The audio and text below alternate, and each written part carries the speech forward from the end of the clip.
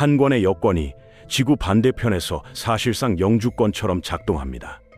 바로 대한민국 여권입니다. 세계 2위의 여권 파워, 193개국 무비자 입국. 그런데 유독 한 나라만 한국인에게 1년 무비자 체류에 취업과 사업까지 허용할까요? 중국도 일본도 아닌 오직 한국만을 본받고 싶은 나라로 지목한 곳이 있습니다. 유럽과 아시아의 경계에 자리 잡은 와인의 발상지 조지아입니다. 그들이 한국을 택한 데는 감동과 계산이 뒤섞인 이유가 있습니다. 여권 한 장에 담긴 외교의 무게, 함께 파헤쳐 보겠습니다.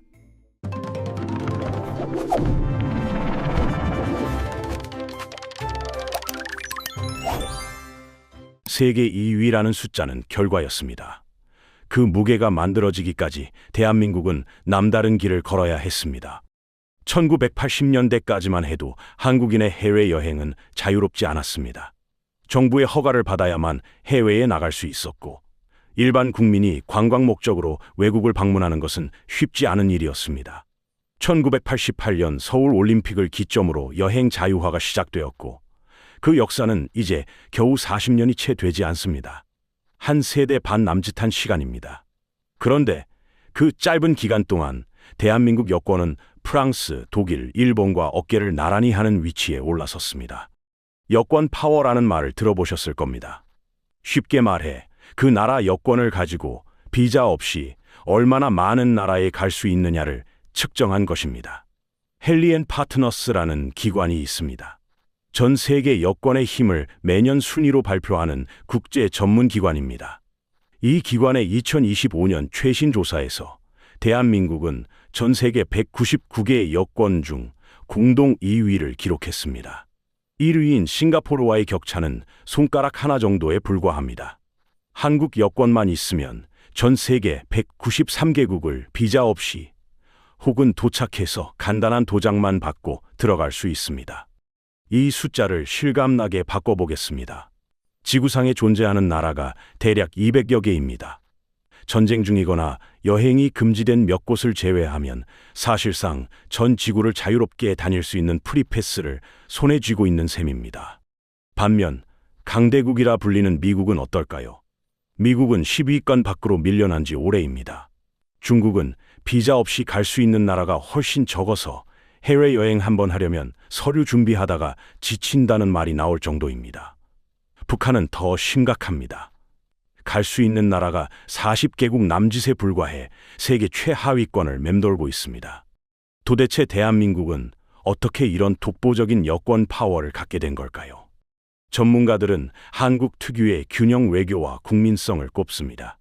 균형 외교란 어느 한쪽 편에만 서지 않고 여러 나라와 두루 좋은 관계를 유지하는 외교 전략을 말합니다. 대한민국은 지리적으로 대륙 세력인 중국과 러시아, 해양 세력인 미국과 일본 사이에 끼어 있습니다. 살아남으려면 누구와도 완전한 적이 되어서는 안 됐습니다. 냉전 시대에는 미국을 중심으로 한 자유진영의 최전선에 섰습니다. 하지만 1980년대 후반부터는 북방 정책을 시작했습니다. 북방 정책이란 그때까지 적대 관계였던 소련과 종유럽, 공산권 국가들과 외교 관계를 새롭게 맺기 시작한 정책입니다. 적과도 대화하고 교류하겠다는 파격적인 결단이었습니다. 그때 쌓은 신뢰는 지금도 빛을 발합니다. 여기에 한국 국민들의 해외여행 매너도 한몫했습니다. 한국 관광객들은 해외에서 돈을 잘 씁니다. 그러면서도 불법으로 눌러앉거나 범죄를 저지르는 비율은 극히 낮습니다. 전 세계 입국 심사관들 사이에서 한국 여권 소지자는 통과시켜도 안전하다는 인식이 자리 잡았습니다. 돈은 쓰고 가되 눌러앉지는 않는 최고의 손님이라는 평가입니다. 국가적 신뢰와 국민적 매너가 합쳐져 오늘날의 슈퍼 여권이 탄생한 것입니다. 그런데 이 강력한 여권을 든 한국인에게 유독 특별한 대우를 베푸는 나라가 있습니다. 바로 유럽과 아시아의 경계에 자리 잡은 조지아입니다. 조지아라는 이름이 낯선 분들도 계실 겁니다. 미국의 조지아주와 이름이 같아서 헷갈리기도 합니다.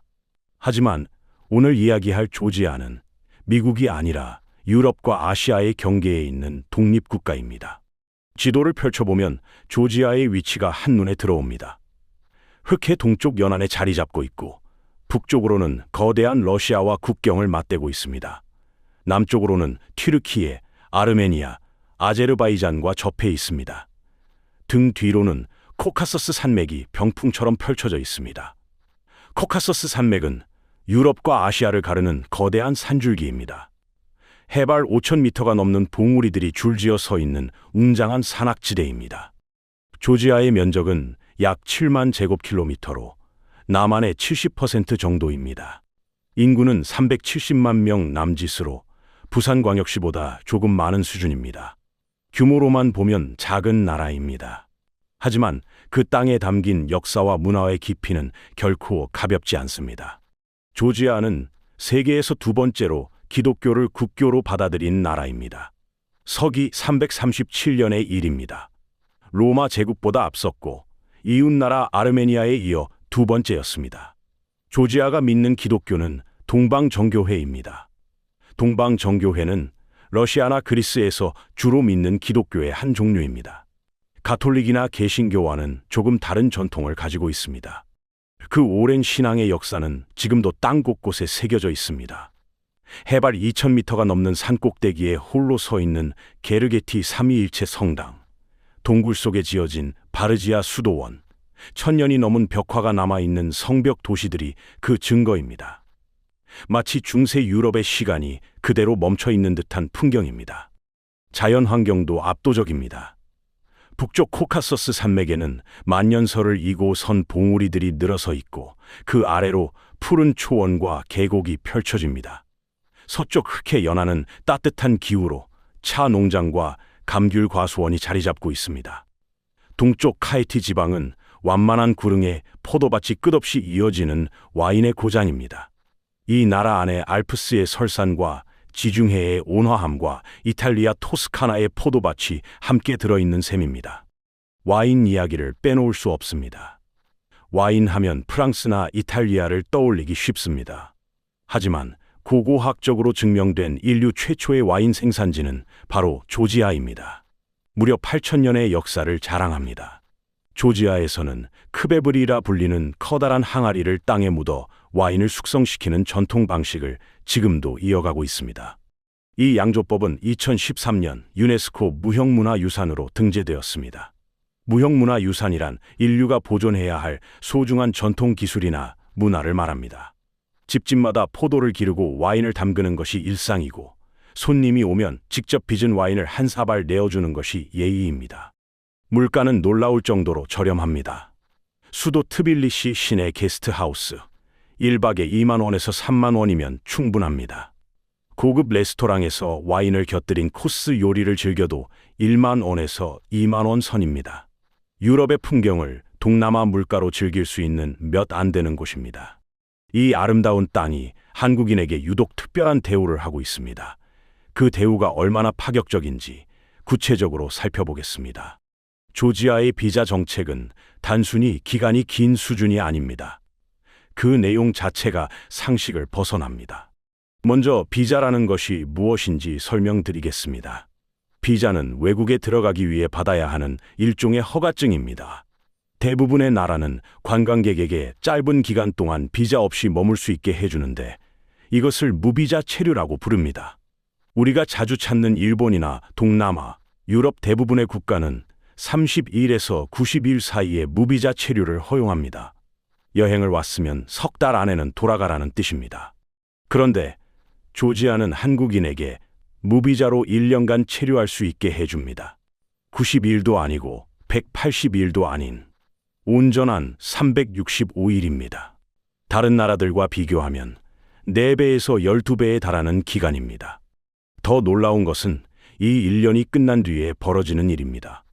체류 기간이 만료되면 어떻게 해야 할까요? 잠시 국경을 넘어 이웃 나라인 아르메니아나 튀르키예에 다녀오면 됩니다. 당일치기로도 가능합니다. 그렇게 출국 도장을 받고 다시 입국하면 1년이 새로 시작됩니다. 이것을 비자 런이라고 부릅니다. 런은 영어로 달리다라는 뜻입니다.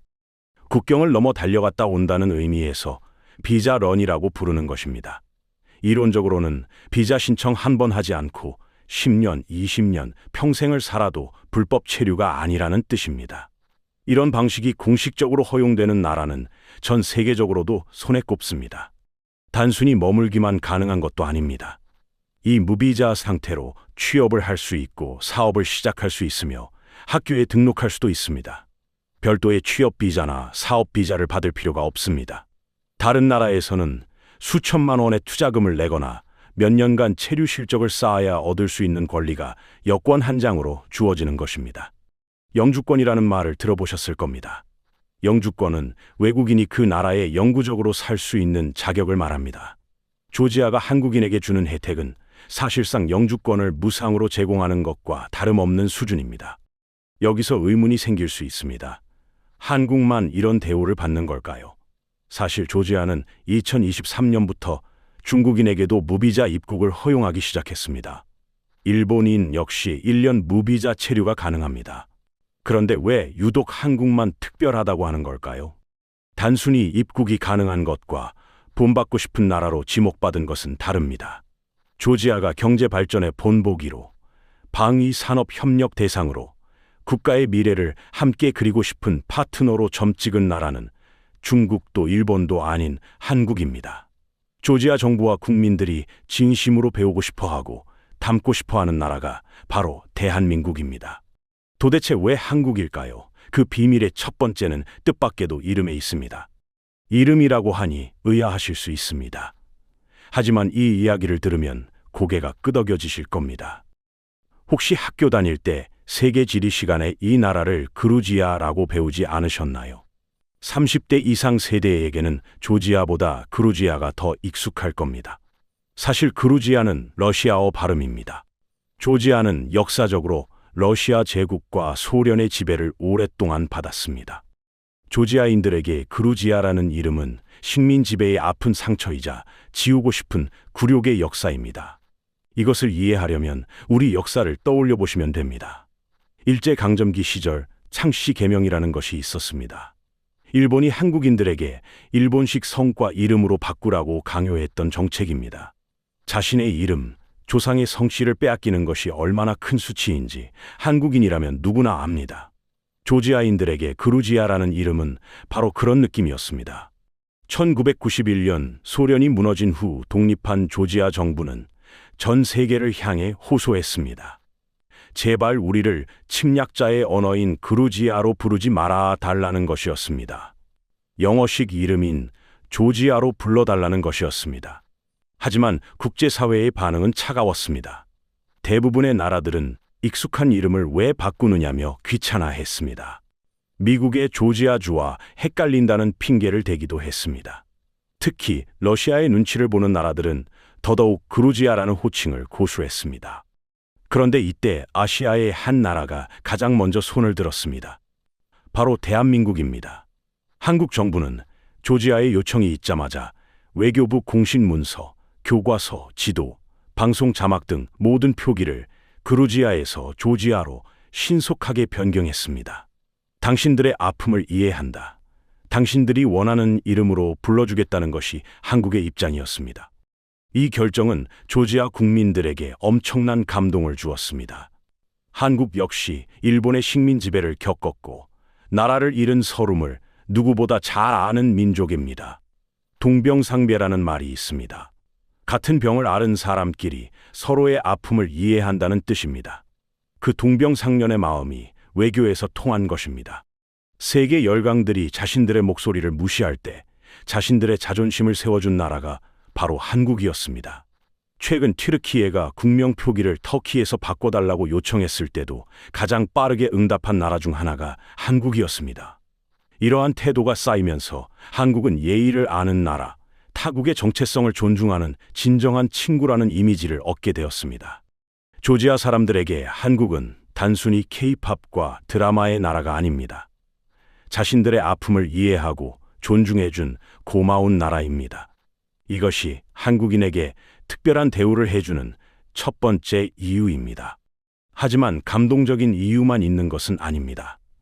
냉혹한 국제 정세 속에서 조지아에게 한국은 생존을 위해 절실히 필요한 파트너이기도 합니다. 조지아의 지정학적 위치는 축복이자 저주입니다. 지정학이라는 말이 어려울 수 있습니다. 쉽게 말해 어떤 나라가 지도상 어디에 위치해 있느냐에 따라 정치와 외교가 결정된다는 뜻입니다. 조지아는 유럽과 아시아를 잇는 교통의 요지라는 점에서는 축복이지만 강대국들의 이해관계가 충돌하는 화약고라는 점에서는 저주입니다. 북쪽 국경 너머에는 러시아가 있습니다. 단순히 이웃하고 있는 수준이 아닙니다. 러시아는 이미 조지아의 영토 일부를 점령하고 있습니다. 아파지아와 나모세티아라는 두 지역입니다. 조지아 전체 영토의 약 20%에 해당합니다. 우리나라로 치면 경상도 전체를 빼앗긴 것과 비슷한 규모입니다. 러시아는 이 두 지역의 독립을 일방적으로 인정하고 군대를 주둔시키고 있습니다. 국제사회의 대부분은 이를 인정하지 않습니다. 하지만 현실에서 조지아는 자국 영토의 상당 부분에 대한 통제권을 잃은 상태입니다.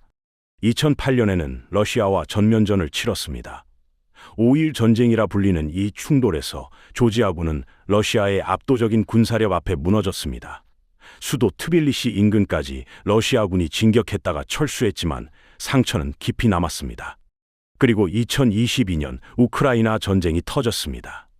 조지아 국민들은 텔레비전 화면 속 우크라이나의 모습에서 자신들의 미래를 보았습니다. 다음은 우리 차례가 될 수도 있다는 공포가 현실로 느껴졌습니다. 조지아의 살 길은 서방 세계, 즉 나토와 유럽연합에 가입하는 것입니다. 나토는 북대 서양 조약 기구의 줄임말입니다. 미국과 유럽 국가들이 만든 군사 동맹입니다. 이 동맹에 들어가면 회원국이 공격받았을 때 다른 회원국들이 함께 싸워줍니다. 집단 안보의 우산 아래 들어가야 러시아의 위협에서 벗어날 수 있습니다. 하지만 유럽 국가들은 러시아와의 전면 충돌을 우려해 조지아를 받아들이는 것을 주저하고 있습니다. 우크라이나 사태에서 보듯 나토 확대는 러시아를 자극합니다. 유럽 입장에서는 돕고 싶지만 자기 코가 석자인 상황입니다. 자기 코가 석자라는 말은 자신의 문제도 해결하기 어렵다는 뜻입니다. 이런 상황에서 조지아는 완전히 혼자 남겨져 도움받을 곳이 없는 처지가 되었습니다. 이런 상황에서 조지아가 발견한 본보기가 바로 대한민국입니다. 왜 하필 한국일까요? 중국은 경제 대국이지만 러시아와 가까운 사이입니다. 조지아 입장에서 러시아의 우방국을 따라 배우기는 어렵습니다. 일본은 선진국이지만 과거 제국주의 역사가 있습니다. 식민 지배의 아픔을 겪은 조지아가 제국주의 국가를 본받고 싶지는 않을 겁니다. 그렇다면 한국은 어떻습니까? 한국 전쟁으로 잿더미가 된 나라, 자원도 없는 가난한 나라였지만 반세기 만에 민주주의와 경제 성장을 동시에 이뤘습니다. 게다가 주변 강대국들 틈바구니에서 강력한 군사력으로 나라를 지키고 있습니다. 북한이라는 적대 세력과 대치하면서도 번영을 이룬 나라입니다. 조지아가 처한 상황과 매우 닮았습니다. 한국의 자본과 기술을 유치해서 경제를 부흥시키자. 한국의 방위산업 기술을 도입해서 국방력을 강화하자. 그러려면 한국 사람들이 많이 와야 하고 기업이 들어와야 합니다. 한국인에게 그냥 와서 사세요라고 빗장을 풀어버린 것은 단순한 호의가 아니라 국가 생존 전략의 일환입니다. 그렇다면 실제로 조지아에서 생활하는 것은 어떨까요? 한국인들이 직접 경험한 이야기를 들어보겠습니다. 이런 비자 혜택 덕분에 조지아로 향하는 한국인들이 늘고 있습니다. 그들이 현지에서 마주하는 경험은 어떨까요? 가장 먼저 언급되는 것은 생활비입니다. 수도 트빌리시 중심부에서 한 달 살기를 해도 주거비와 생활비를 합쳐 월 50만 원에서 70만 원이면 충분하다는 후기가 많습니다. 서울 원룸 월세의 절반도 안 되는 비용으로 유럽의 정취를 누릴 수 있다는 계산입니다. 카페에서 커피 한 잔에 2,000원, 현지 식당에서 한 끼에 5,000원이면 배부르게 먹을 수 있습니다. 이 때문에 디지털 노마드들에게 조지아는 성지로 떠오르고 있습니다.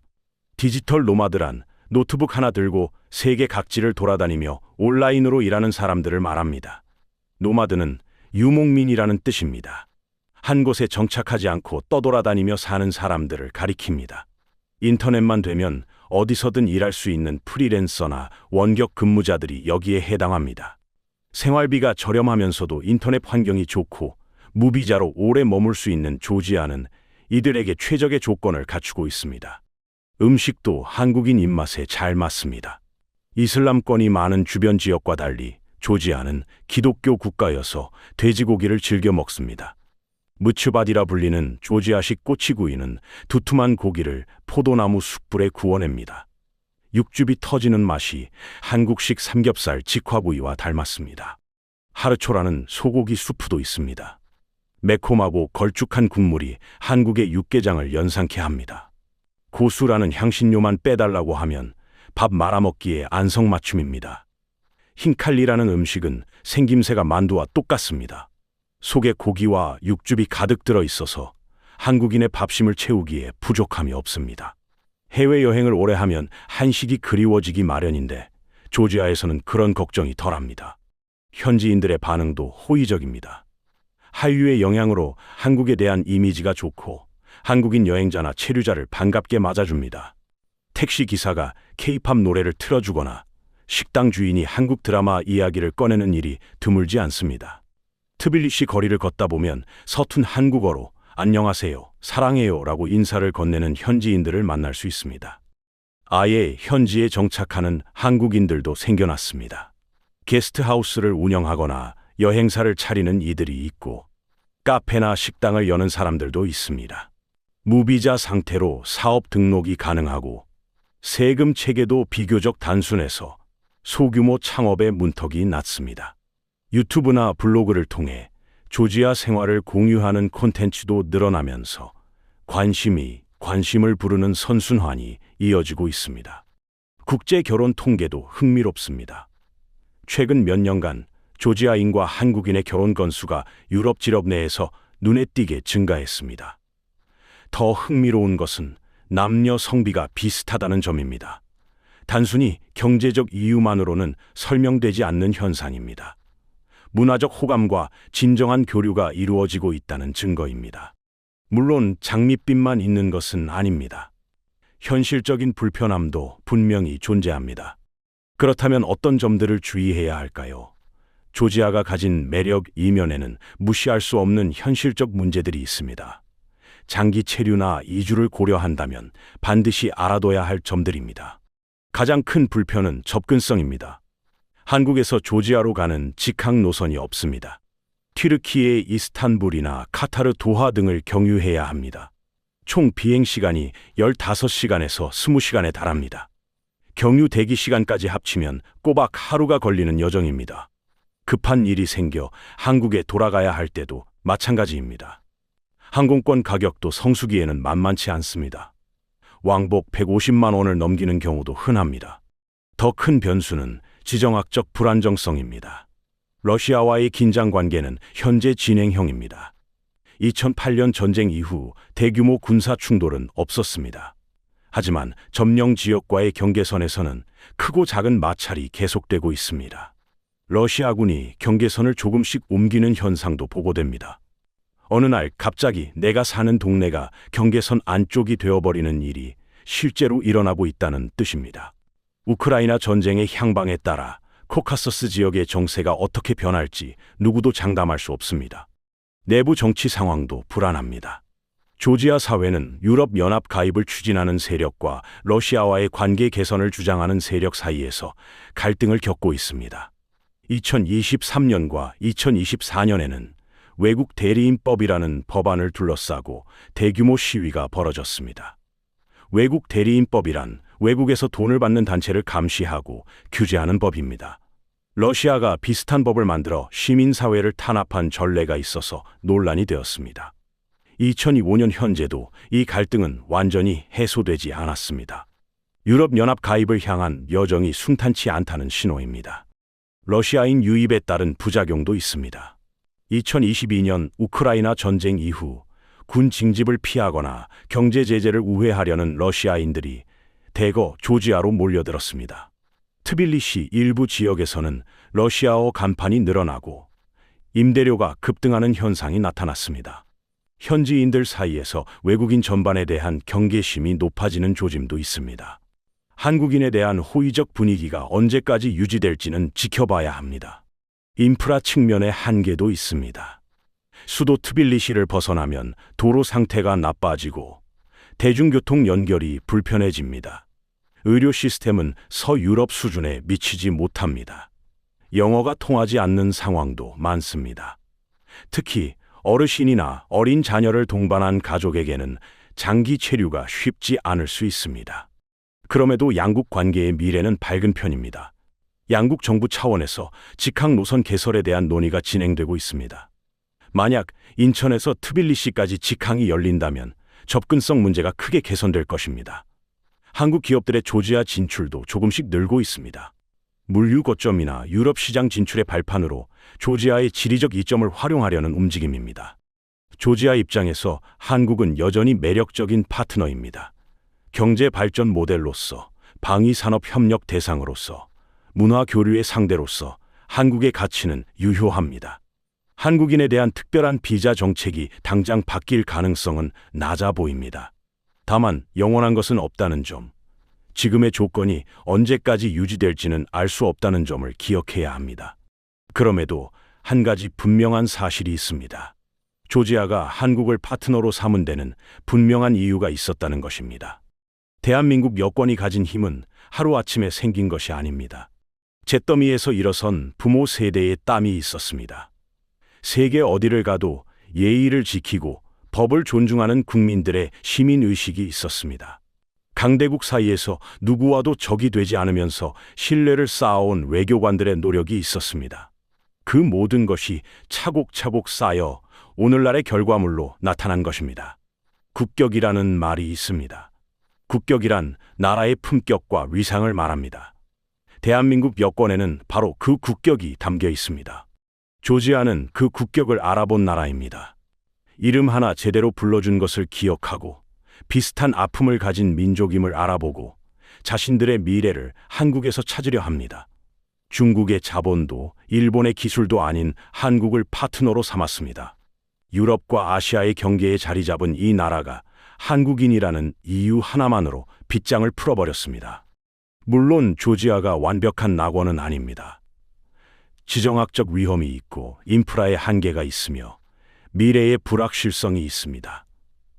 하지만 유럽의 풍경을 저렴한 비용으로 누릴 수 있고 인류 최초의 와인을 마시며 중세의 정취를 느낄 수 있는 곳입니다. 무엇보다 한국을 진심으로 환대하는 사람들이 있는 땅입니다. 한류 콘텐츠가 세계를 휩쓸고 한국 기업들이 글로벌 시장에서 약진하고 한국 여권이 최상위권을 유지하는 지금 우리는 어느새 세계가 주목하는 나라의 국민이 되었습니다. 그 위상은 거저 얻어진 것이 아닙니다. 앞선 세대가 피땀으로 쌓아올린 신뢰의 결과입니다. 이제 그 신뢰를 어떻게 이어갈 것인지는 우리에게 달려 있습니다. 해외에서 만난 한국인 한 명 한 명이 대한민국의 얼굴이 됩니다. 여행자로서 예의를 지키고 체류자로서 현지 문화를 존중하며 사업가로서 약속을 지키는 것이 여권의 무게를 지키는 방법입니다. 와인의 땅 조지아가 언제까지 지금처럼 한국인을 환대할지는 아무도 모릅니다. 확실한 것은 그들이 한국을 파트너로 삼은 데는 이유가 있었다는 점입니다. 그리고 그 믿음에 보답하는 방법은 우리가 계속해서 신뢰받는 국민으로 남는 것입니다. 손바닥만한 여권 한 권에 대한민국의 국격이 담겨 있습니다. 조지아의 사례는 우리에게 중요한 교훈을 줍니다. 외교란 거창한 회담이나 조약만이 아닙니다. 상대방의 아픔을 이해하고 그들이 원하는 이름으로 불러주는 작은 배려가 수십 년 뒤에 특별한 신뢰로 돌아올 수 있습니다. 여러분은 어떻게 생각하십니까? 조지아처럼 한국을 본받고 싶어하는 나라가 앞으로 더 늘어날까요? 아니면 지금의 위상이 언제까지 유지될 수 있을까요? 여러분의 생각을 댓글로 남겨주시면 다음 영상을 만드는데 큰 참고가 됩니다. 다음 영상에서는 한국 여권의 힘이 실제로 어떻게 작동하는지 세계 각국의 입국 심사대에서 벌어지는 이야기들을 준비하고 있습니다. 한국인이라서 받은 특별 대우부터 반대로 한국인이라서 겪은 황당한 상황까지 다양한 사례를 모아보겠습니다. 이런 이야기들이 궁금하시다면 구독과 좋아요를 눌러주시길 바랍니다. 구독과 좋아요는 더 빠르고 더 좋은 영상을 만드는 원동력이 됩니다. 다음 영상에서 뵙겠습니다.